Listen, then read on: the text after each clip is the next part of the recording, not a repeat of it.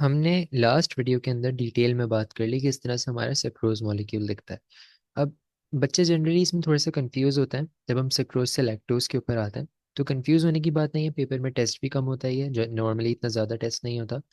अब मसला क्या है, जैसे हमने पहले फ्रक्टोज पढ़ा, मोनोसेक्राइड, उसके बाद फिर हमने सेक्रोज पढ़ा। तो हमें लैक्टोज पढ़ने से पहले हमें क्या पढ़ना है, गैलेक्टोज पढ़ना। गैलेक्टोज मैंने आपको लिखवाया था एक मोनोसेक्राइड, ठीक है। अगर मैं गैलेक्टोज की बात करूं तो गैलेक्टोज मैंने आपको लिखवाया था क्या है, एक मोनोसेक्राइड है, मोनोसेक्राइड। अगेन ये भी एक हेक्सोसिस में आता है। तो इसका मतलब क्या है कि इसका भी फॉर्मूला क्या होगा, C6H12O6। याद रखो यही सेम फॉर्मूला किसका है, ग्लूकोज का, same as glucose and fructose दोनों का, क्योंकि ये हेक्सोसिस का सेम फॉर्मूला होता है, ठीक है। Fructose, as simple as that. जैसे मैंने आपको बताया कि फ्रक्टोज भी आपके पास अल्फा और बीटा फॉर्म में एग्जिस्ट करता है, गैलेक्टोज भी करता है, सही है। Also exist in alpha and beta form. देखो इससे, या इसको रिंग्स कर लेते हैं कि अल्फा बीटा रिंग्स में एग्जिस्ट करता है, सही है, मतलब रिंग बना लेता है इस तरह करके। देखो टेंशन यहाँ बिल्कुल भी नहीं लेनी है, क्योंकि आपको पेपर के लिए क्या पढ़ना है, अल्फा ग्लूकोज और बीटा ग्लूकोज, मतलब सिर्फ ग्लूकोज की दो टाइप्स पढ़नी है, अल्फा और बीटा। अदर देन दैट आपको सिर्फ फ्रक्टोज की पता होनी चाहिए कि क्या होती है, अल्फा साइड भी होती है और बीटा साइड भी होती है, मतलब बीटा भी उसकी एक साइड है और अल्फा भी उसकी एक साइड है, एक फॉर्म है, एक रिंग है, सही है। सिमिलरली आपको ग्लैक्टोज के लिए भी यही बात पता होनी चाहिए कि वो अल्फा में भी एग्जिस्ट कर सकता है, अल्फा गैलेक्टोज भी हो सकता है और बीटा गैलेक्टोज भी हो सकता है। बट इनके स्ट्रक्चर्स अलग अलग नहीं पता होने चाहिए, स्ट्रक्चर्स सिर्फ किसके पता होने चाहिए, ग्लूकोज के। अगेन रिपीट कर रहा हूँ, तीन है आपके पास, ग्लूकोज, फ्रक्टोज, गैलेक्टोज। आपको सिर्फ जो है अल्फा और बीटा स्ट्रक्चर्स किसके पता होने चाहिए, ग्लूकोज के। लेकिन आपको ये बात पता होनी चाहिए कि ये तीनों अल्फा और बीटा की फॉर्म में एग्जिस्ट करते हैं, स्ट्रक्चर्स किसके, सिर्फ ग्लूकोज के, ठीक है। आई होप कोई कंफ्यूजन नहीं होगी। अच्छा, इसका भी ग्लूकोज की तरह रिंग होता है, सिक्स मेंबर्ड रिंग होता है इसका भी, या सिक्स साइडेड रिंग होता है, आप जो बोलो, six sided ring as glucose, बिल्कुल ग्लूकोज की तरह दिखता है। एक छोटा सा मामूली सा फर्क होता है, जैसे बीटा ग्लूकोज में एक छोटा सा मामूली सा फर्क था, यहाँ पे भी एक छोटा सा मामूली सा फर्क हो। आइडेंटिफाई कैसे करोगे, बहुत दफा देता है एग्जामिनर इसको आइडेंटिफाई करने के लिए कि भाई बताओ कि ये क्या है, अल्फा ग्लूकोज है, गैलेक्टोज है, बीटा ग्लूकोज है। मैं भी आपको एक ऐसी ट्रिक बताऊंगा, आप देख के हमेशा पहचान जाओगे। मैं ये सारा कॉन्सेप्ट अभी क्लियर कर दूंगा कि अल्फा बीटा ग्लूकोज हर चीज को किस तरह पहचान, ठीक है।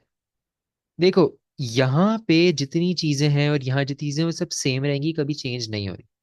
फर्क क्या है, आपके पास मैंने अल्फा और बीटा ग्लूकोज के लिए क्या बताया था, यहाँ ओ एच है, यहाँ एच है, सही है। अभी लेट से आप कह लो ये बीटा बना हुआ है, आप ये कह सकते हो, किसी भी फॉर्म में बना सकते हो, कोई मसला नहीं है, चलो। अच्छा चलो चलो चलो रुको, मैं आसान करके बताता हूँ। अगर ये इस फॉर्म में बना हुआ है, आपने यहाँ पे ये देखा, आप सबसे पहले क्या बोलोगे, एच नीचे है, मतलब हमने बीटा के लिए पढ़ा था बी से बिलो, एच नीचे है, मतलब ये बीटा होगा, सही है। अगर ये एच ऊपर आ गया,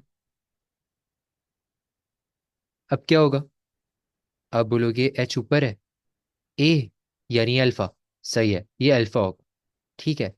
यहां तक तो बहुत क्लियर था कि एच की पोजीशन, ओ एच की पोजीशन ऊपर नीचे करने से आप आइडेंटिफाई कर सको। मैंने आपको आसान तरीके बताया, ए मतलब अबव, एच चेक कर लो, एच अबव है तो इसका मतलब अल्फा है। एच अगर यहाँ पे नीचे लिखा हुआ है यानी कि इस फॉर्म में गिवन है, ठीक है, तो क्या होगा, ये बीटा होगा, क्योंकि बीटा बिलो, एच बिलो है आपके पास, सही है। देखो अब जब मैं बात करता हूँ ना अपने गैलेक्टोस की, तो उसमें ये ऑर्डर मैटर नहीं करता, ये एच ऊपर भी हो सकता है, ये एच नीचे भी हो सकता है, गैलेक्टोस को इस बात से फर्क नहीं पड़ता। गैलेक्टोस को किस बात से फर्क पड़ता है, वो है ये ये साइड। हमेशा हमने पढ़ी, अगर अल्फा या बीटा कुछ भी हो, लेट्स से अभी मैं बीटा बना रहा हूँ, मैंने क्या बोला, यहाँ ओ एच आएगा, यहाँ एच आएगा, सही है। गैलेक्टोज जब आएगा ना, तो गैलेक्टोज में ये साइड चेंज हो जाएगी, सही है। गैलेक्टोज में आप कभी ये साइड देखोगे ही नहीं, आपको इस साइड से फर्क ही नहीं पड़ता, एच ऊपर हो एच नीचे हो, फर्क ही नहीं पड़ता। फर्क किस बात से पड़ेगा, माँ वो वाली साइड आप तो कब देखोगे, अल्फा और बीटा के लिए। सही है। लेकिन पहले आप ये चेक करोगे कि गैलेक्टोज तो नहीं है। अगर गैलेक्टोज होगा तो क्या होगा, ये ओ एच ऊपर होगा। अल्फा बीटा में ओ एच नीचे होता है, बट यहाँ पे क्या है, ओ एच ऊपर है और एच नीचे है। ये इसकी आइडेंटिफिकेशन है। आई होप मैंने क्लियर किया हो। तो अगर आपको कभी कुछ भी वो आइडेंटिफाई करने के लिए बोले, सबसे पहले ये वाली साइड चेक करो कि गैलेक्टोज तो नहीं है भाई, क्योंकि गैलेक्टोज अगर हो गया तो फिर ये तो ऊपर नीचे होने से कोई फर्क ही नहीं पड़ता। अगर गैलेक्टोज नहीं है, ओ एच नीचे ही है और एच ऊपर ही है, सही है, मतलब ये इस फॉर्म में एग्जिस्ट कर रहा है, इसका मतलब गैलेक्टोज नहीं है। अगर इस साइड पे इस फॉर्म में था तो फिर मैं बोलूंगा चलो सही है, मैं अल्फा बीटा के लिए चेक कर लूँ। लेकिन अगर ये इस फॉर्म में मुझे दिख गया कि इस साइड पे ओ एच ऊपर है एच नीचे है, मैं फौरन से क्या बोलूंगा, ये मेरे पास क्या है, ये मेरे पास गैलेक्टोज है। ये इसकी क्या है, आइडेंटिफिकेशन है। सही है, यहाँ लिख देता हूँ, आइडेंटिफिकेशन। आई होप मैंने बहुत इजी कर दिया हो, किस तरह आप अल्फा ग्लूकोज बताओगे, किस तरह बीटा ग्लूकोज बताओगे, किस तरह से आप एक गैलेक्टोज बताओगे। फ्रक्टोज तो सबसे आसान है, फ्रक्टोज की तो शक्ल ही चेंज है, फ्रक्टोज तो यूं दिखता है। ये तो बहुत आसान है भाई बताना। फ्रक्टोज तो है ही नहीं आपके पास, इस शेप का है ही नहीं। जो इस तरह की शेप का नहीं है, मतलब कि एक हेक्सागोन वाली शेप का नहीं है आपके पास, एक पायरेनोज रिंग के अंदर नहीं है, तो बस सही है, वो तो बस आना आसान है। तो 5 साइडेड होता है। आई होप ये क्लियर हो। अच्छा, अब हम बात करते हैं जरा लैक्टोज के ऊपर। लैक्टोज होता क्या है, हम, अब ये तो मोनोसेक्राइड था। सही, अगेन वापस आते हैं, अभी तक हम कितने, 3 चीजें पढ़ चुके थे, ये हमारी फोर्थ डाइसेक्राइड है। और इसका क्या नाम है हमारे पास, ये हमारे पास है लैक्टोज। ठीक है। लैक्टोज की अगर मैं बात करूं तो अगेन इसका भी क्या फॉर्मूला है, C6, सॉरी मैंने क्या बोला था, सारे डाइसेक्राइड्स का सेम होता है, C12H22O11। ठीक है। ये बिल्कुल वैसी ही डाइसेक्राइड है, जैसी हम अभी तक देखते हुए आए उसी तरह से मिलती जुलती है। देखो, सक्रोज और लैक्टोज को लेके इतना ज़्यादा परेशान होने की ज़रूरत नहीं है। ये कम टेस्ट होता है, क्योंकि और ना इनके अल्फासिडिक, जो इसके इनके ग्लाइकोसिडिक बॉन्ड्स हैं, वो इतने ज़्यादा टेस्ट नहीं होते, क्योंकि आपको अल्फा बीटा कुछ बताना नहीं होता इनके अंदर, इसमें भी नहीं बताना। ठीक है। अगर देखो, 2 फॉर्म्स में एग्जिस्ट कर सकता है। मैंने आपसे क्या बोला था नॉर्मली, कि ग्लूकोज ये बनता है बेसिकली हमारे पास ग्लूकोज प्लस गैलेक्टोज, जो कि हमें देगा क्या, लैक्टोज प्लस H2। ठीक है। तो इसको आइडेंटिफाई करना बहुत आसान काम है, कोई मुश्किल बात ही नहीं है। ये मेरे पास क्यों, क्योंकि यहाँ पे ये मेरे पास आइदर बीटा और अल्फा, कोई भी चलेगा। कोई सा भी गैलेक्टोज लूँ, सॉरी कोई सा भी ग्लूकोज लूँ और गैलेक्टोज के साथ रिएक्ट करवाऊँ, तो मेरे पास लैक्टोज और H2 ही बनेगा। और अगेन ये वैसा ही रिएक्शन होगा जैसा अभी तक हम पढ़ते हैं, फॉरवर्ड और बैकवर्ड। फॉरवर्ड क्या है, कंडेंसेशन, और बैक वाला क्या है हमारे पास, हाइड्रोलिसिस। सही है। वो तो आई होप कोई अभी तक मसला नहीं होगा। ये अल्फा ग्लूकोज से मैं अब रिएक्ट करा के गैलेक्टोज बनवाऊं, या मैं फिर बीटा ग्लूकोज से रिएक्ट करा के, गैलेक्टोज से रिएक्ट करा के लैक्टोज बनवाऊं। सॉरी अगर मैंने कुछ मिक्स कर दिया हो, मैं वापस रिपीट करता हूँ।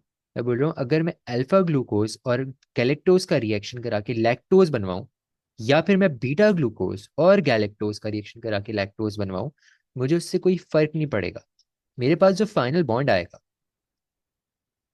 फाइनल बॉन्ड जो मेरा बनेगा, उसको हम यही बोलेंगे सिर्फ 1,4 ग्लाइकोसिडिक बॉन्ड। ठीक है। अल्फा बीटा की टेंशन आपने नहीं लेनी।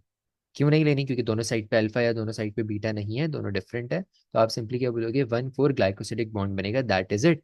तो हमने पिछले केस में भी यही बोला, सक्रोस वाले केस में, कि सिर्फ ग्लाइकोसिडिक बॉन्ड कहलाएगा। हम यहाँ अल्फा या बीटा तब मेंशन करते हैं जब हमारे पास यहाँ पे भी मतलब ग्लूकोज ही हो कोई सा। ठीक है। लेकिन हमारे पास यहाँ पे गैलेक्टोज है, अगर यहाँ फ्रक्टोज होता तो हमने पीछे वाले केस में देखा कि सक्रोज बन जाता है, तो भी हमने सिर्फ ग्लाइकोसिडिक बॉन्ड बोला था। यहाँ हम सिर्फ ये सिंपली क्या बोलोगी, कुछ भी हो कुछ भी हो, आपने ग्लूकोज और अगर आपके पास गैलेक्टोज रिएक्ट कर रहा है, कोई सा भी ग्लूकोज हो वो, तो हमारे पास क्या बनेगा, 1,4 ग्लाइकोसिडिक बॉन्ड बनेगा। As simple as that. ये जो हमारा लैक्टोज होता है, हम इसको मिल्क शुगर भी कहते हैं, मिल्क शुगर, इसको हम मिल्क शुगर, और ये हमारे पास क्या है, एक रिड्यूसिंग शुगर, रिड्यूसिंग शुगर। हमारे पास नॉन रिड्यूसिंग शुगर कौन सी होती है? हमारे पास नॉन रिड्यूसिंग शुगर होती है सक्रोज। ठीक है। हम अभी तक मोनोसेक्राइड्स का सब टॉपिक कंप्लीट कर चुके हैं और हम डाइसेक्राइड्स का सब टॉपिक आज हमने कंप्लीट कर लिया। ये हमारी इस वीडियो में कंप्लीट हो गया। नेक्स्ट जो वीडियोस आएंगी जो इसके बाद आप देख सकते हो, वो हमारे पास पॉलीसेक्राइड्स के ऊपर होंगी। हम उसके ऊपर डिटेल में बात करेंगे। हमें अच्छी खासी बात करनी है स्टार्च के ऊपर, ग्लाइकोजन के ऊपर, सेल्यूलोज के ऊपर, और आगे जाके फिर हम मजीद इनके डिफरेंसेस वगैरह देखेंगे, और फिर इसके बाद हम लिपिड्स के ऊपर डिस्कशन करेंगे, जो कि हमारा कंप्लीटली डिफरेंट सब टॉपिक है। हमारा कार्बोहाइड्रेट्स कंप्लीट हो जाएगा। ठीक है।